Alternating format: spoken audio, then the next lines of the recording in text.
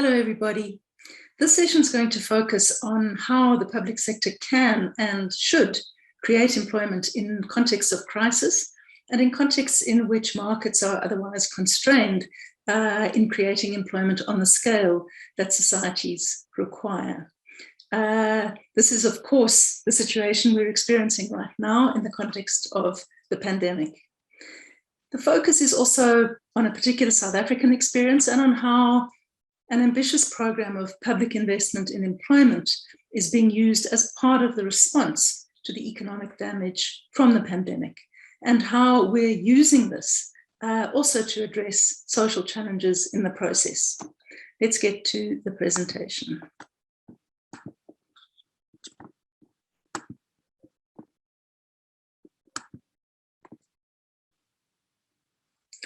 The presentation will also explore our use of the term social employment and how we are using this particular concept as part of our strategy to invest in ways that contribute to community development in the process.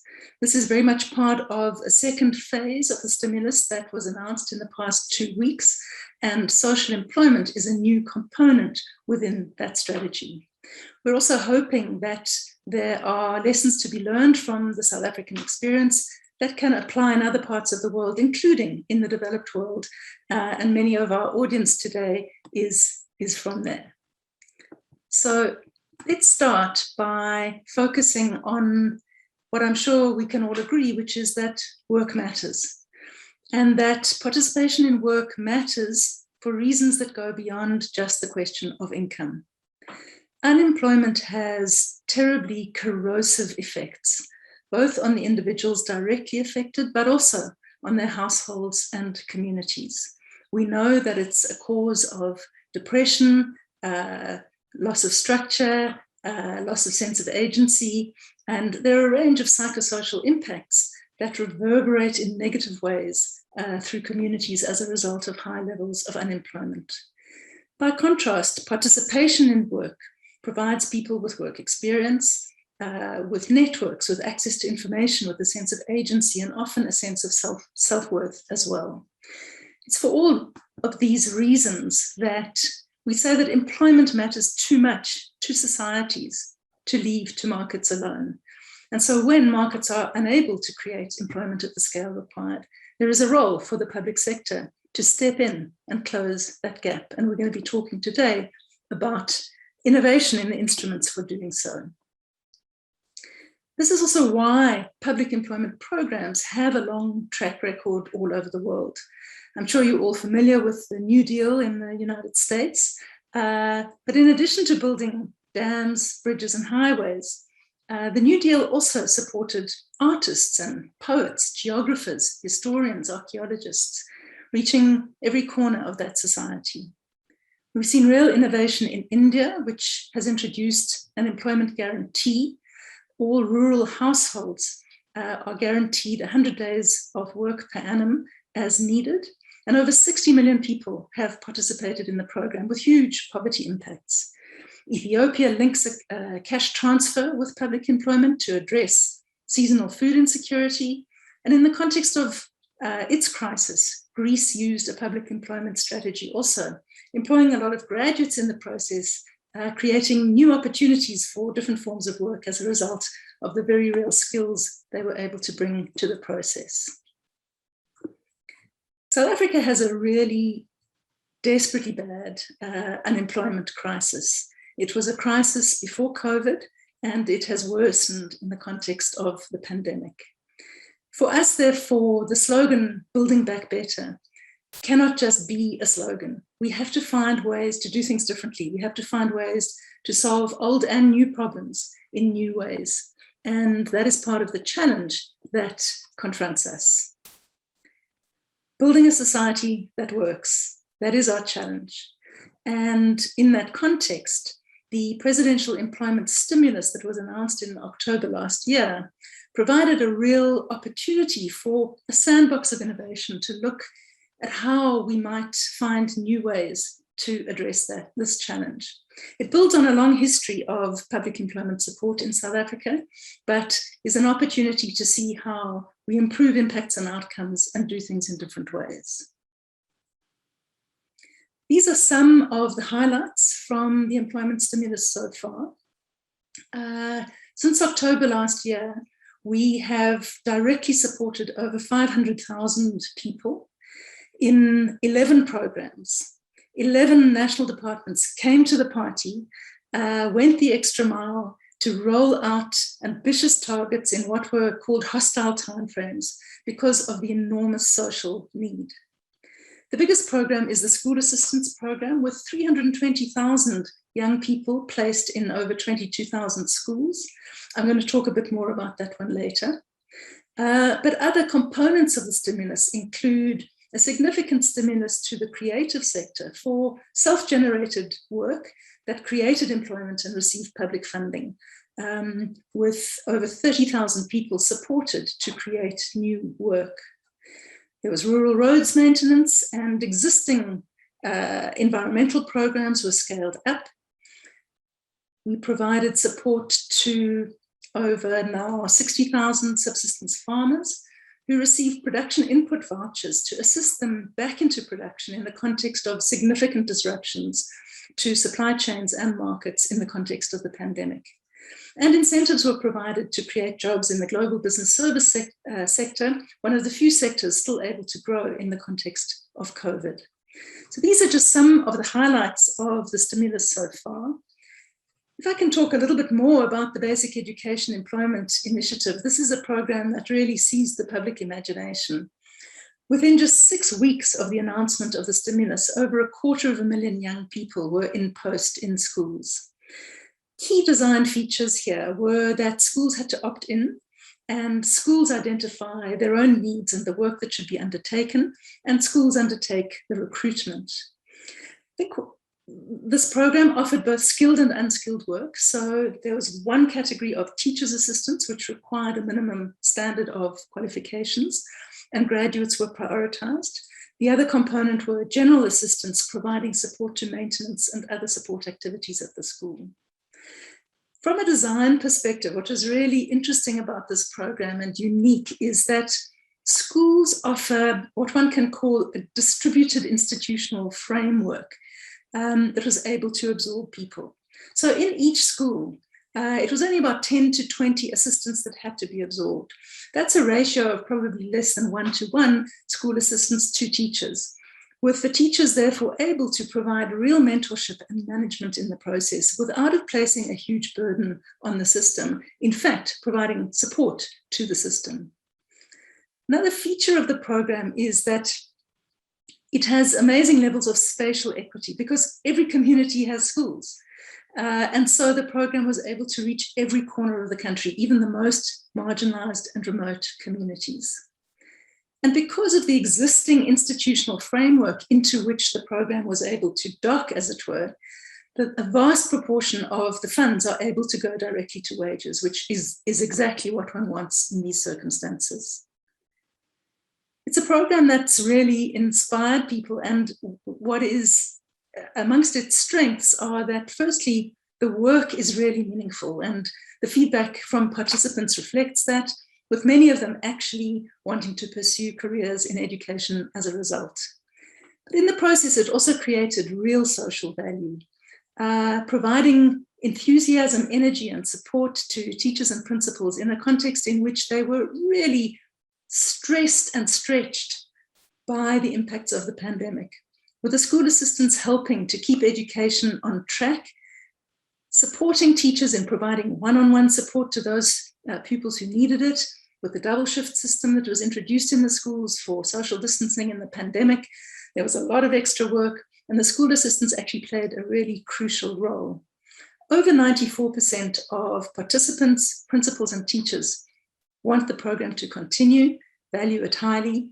And the good news is it has recently been announced that it is indeed going to be continued. I think an important feature of this program is that it can be replicated anywhere in the world. I would anticipate that the features remain very much the same. So now we get to social employment, which, as indicated, is a new component within the wider stimulus. And many of the programs already mentioned will continue, into this new phase. But we do have a new element called social employment. And it's a new term, but it's recognizing an existing reality on two fronts. Firstly, there are many organizations and actors in communities already doing work of real social value in communities.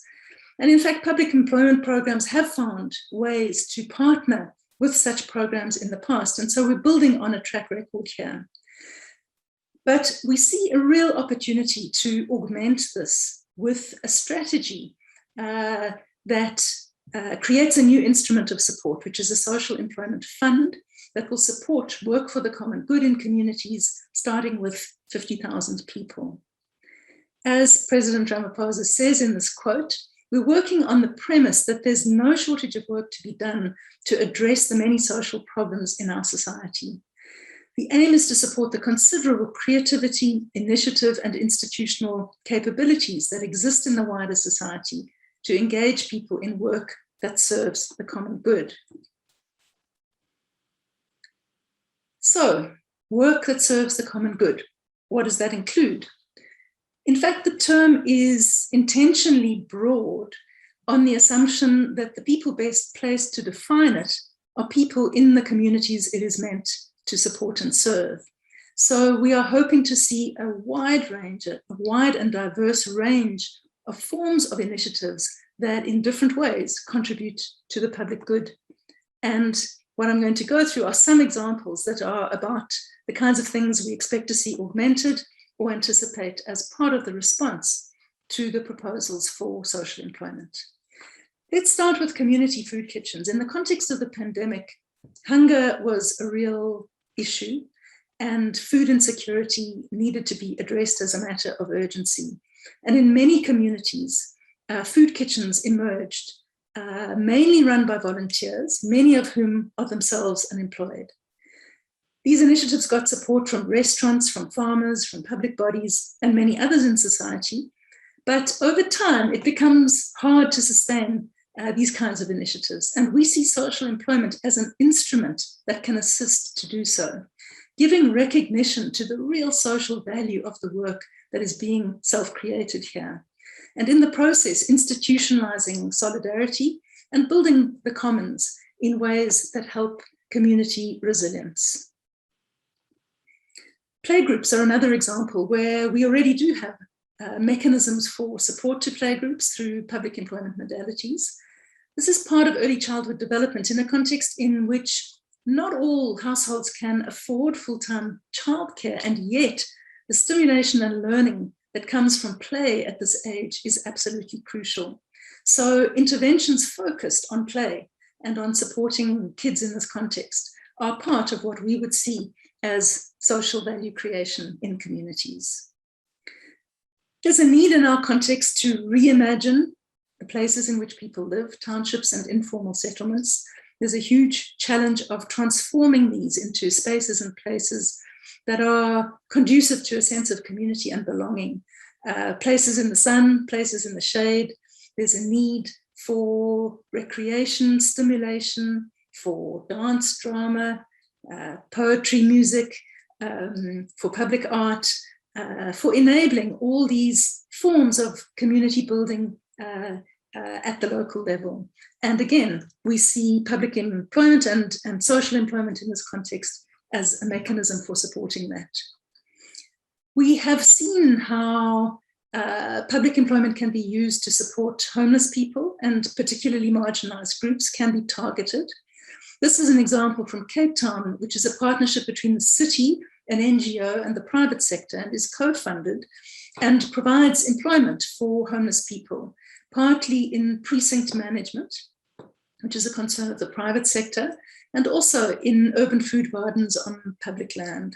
So social employment provides an opportunity for inclusion for groupings that may find it difficult to get access into the labour market in other ways. There's also lots of scope for innovation in the forms of work. So this is an example from Bulungula on the Wild Coast in South Africa, a really remote rural area, where a community radio provides information to over 100 villages and actually played a crucial role in mobilizing participation in the recent vaccination rollout.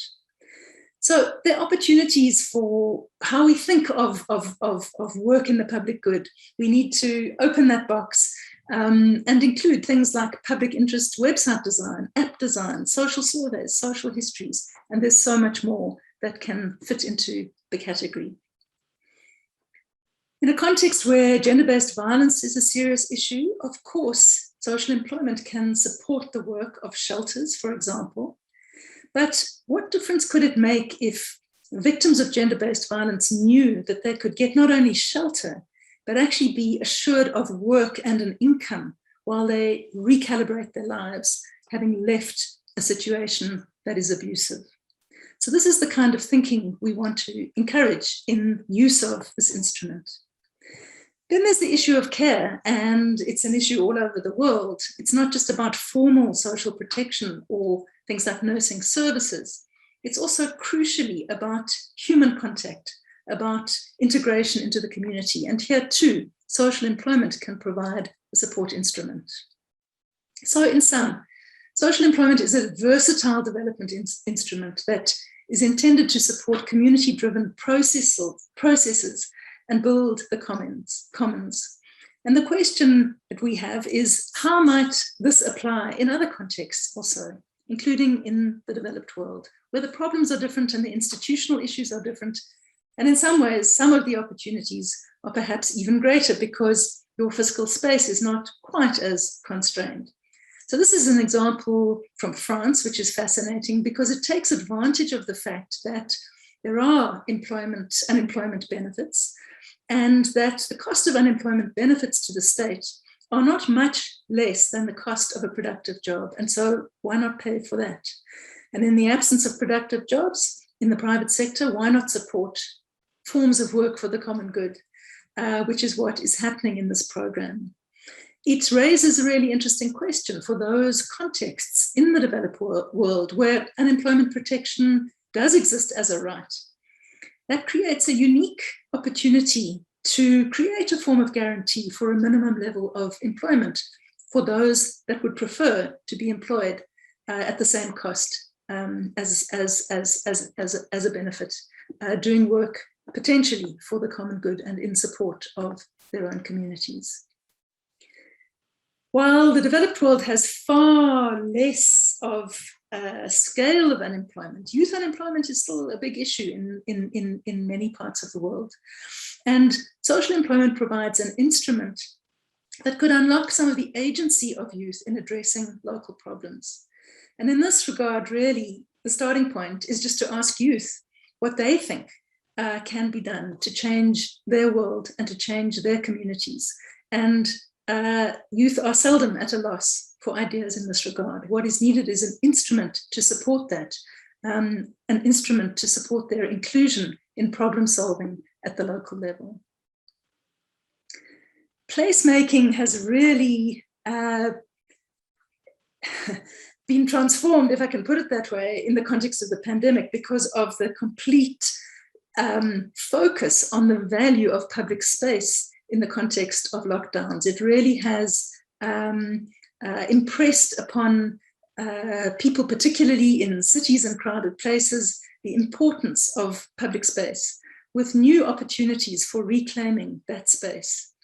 We think that a social employment instrument can really strengthen this. I was particularly inspired in Torino and Bologna by their concept of pacts of collaboration between local government and local community organizations. But in interviews that I undertook there, what was clear is that it can become difficult to sustain the volunteer aspect of some of these partnerships. Social employment is an instrument that can support that. Building the commons needs instruments of support, and we would argue this is one. And then there's the social economy, very strong in many parts of the developed world. And the whole point of the social economy is that it's driven by social rather than market objectives. And so it really shouldn't come as a surprise when sometimes social enterprises struggle to survive on market terms. If the social purpose creates real social value, then there's no reason why a social employment instrument couldn't be used to help tip the balance towards sustainability for such interventions. And then there's the challenge of refugees, and it's a challenge that has only been exacerbated in the last month or so. And certainly there are often employment programs for refugees that focus on placements in the private sector. But the scale of labour demand is often less than the supply. And there's a need for complementary instruments, and public employment can provide that.